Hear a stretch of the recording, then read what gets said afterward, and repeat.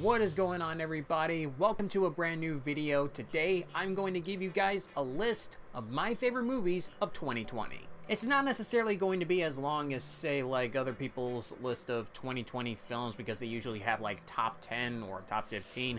This one, I didn't really see a lot of movies this year, so I decided to comprise it all down to just 5 films that I really liked. And I call this list my favorite movies of the year rather than the best movies of 2020, because I don't really think that these movies are like the best movies of 2020.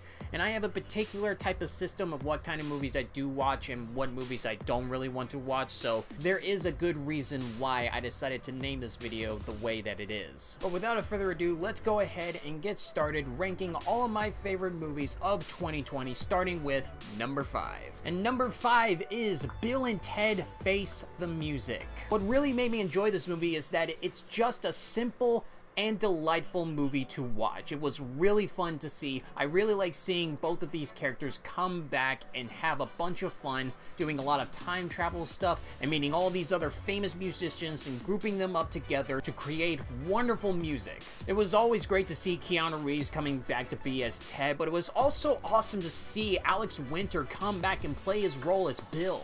I thought Bridget Lundy Payne and Samara Weaving were fantastic as Bill and Ted's daughters. I think that they played those roles perfectly. I also like that this isn't a movie that you don't really have to take that seriously. There is a little bit of an emotional aspect to it when the movie starts, but as time goes on, it gets funnier, and I started to enjoy what the movie was giving me, and I really liked seeing everything that this film was doing. It was such a blast to watch. Number 4, The Invisible Man. This is a perfect example of how you do a movie that really does honor the original source material, but also adds in something brand new and puts in twists and turns around it. Leigh Whannell does a great job being behind the camera and making the cinematographer capture scenes where you feel like somebody is there, but it's really just an empty hallway. Also, the acting in here is fantastic. I think Elizabeth Moss does a great job in here. Oliver Jackson Cohen, it's great to see him in something different other than the Haunting series. And I'm also really glad to see Storm Reid doing a really good performance in a really good movie, because she was really struggling in that really bad Disney film. It had great character study, great acting, wonderful cinematography. It was a really good movie. I'm really keeping an eye on Leigh Whannell whenever he's doing new movies in the future. Number 3, Palm Springs. The kind of plot that they have in here has already been done before in a lot of other movies, where you're living the exact same day over and over again. It was the exact same story in Groundhog Day, Happy Death Day, Edge of Tomorrow, but all of those movies were really good because of that storyline, and they added in something new and entertaining to it, and that's the exact same thing that you get when you watch Palm Springs. And what makes this movie just so fun to watch is the comedy in here. It's a really funny movie. I just love the actors in here, about how funny and witty they are. All of the jokes that they were spewing out, it really works within their character. Andy Samberg and Christy Milianti, I hope I pronounced her last name correct. I think they have great chemistry about how they work off each other and the jokes that they're talking about. There is a moment in the third act where the movie goes too serious and they try to put in this message about marriage, and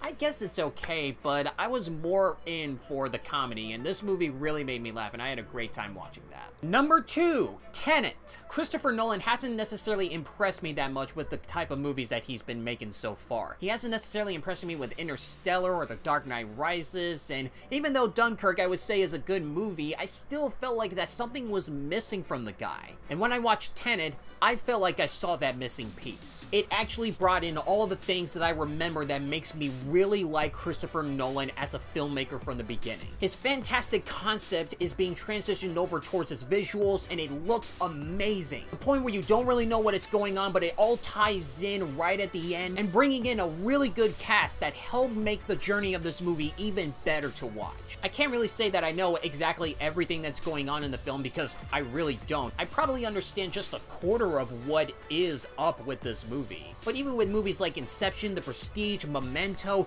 I didn't understand what those movies were at the beginning, but after multiple rewatches and really understanding the concept and the synopsis of what the film was like, I still fell in love with those movies were. And that's the exact same way that I feel when I saw Tenet. I really like what it was doing. First act a little troublesome, but the second and third act really make me feel like that I was watching Christopher Nolan at some of his best. And my number 1 favorite movie of 2020 is going to be Soul.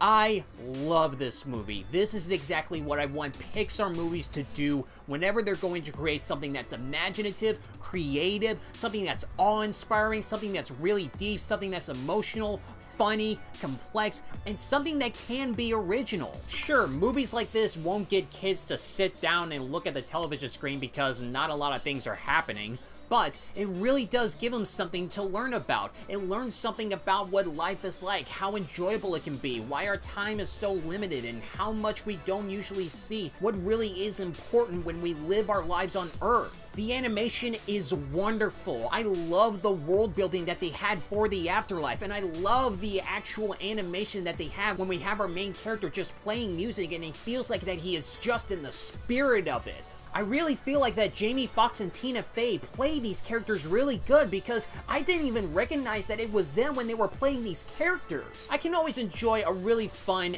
and popcorn flick Pixar movie whenever they want to do it, but if they make a movie like this, I am absolutely all for it, and I definitely would like to see them make more movies that are exactly like that.